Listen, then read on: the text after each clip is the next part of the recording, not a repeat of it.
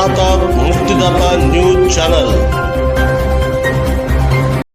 संजय घरत यांची भाजपा टोळी प्रमुख म्हणून नियुक्ती।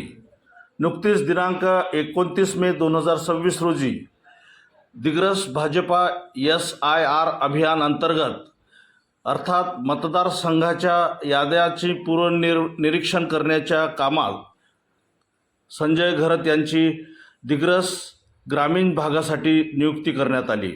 संजय घरत हे दिग्रस शहर व तालुक्यामध्ये सर्व परिचित असल्यामुळेच त्यांची टोळी प्रमुख म्हणून नियुक्ती करण्यात आली।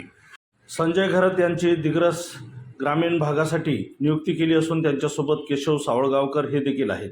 त्याचबरोबर दिग्रस शहरासाठी सदानंद जाधव तसेच दारव्हा, नेर आणि पुसद यांच्या विविध टोळी प्रमुखांची नियुक्ती यावेळी करण्यात आली। मुक्तिदाता न्यूजसाठी मी गौतम तुपसुंदरे आणि संदेश तुपसुंदरे।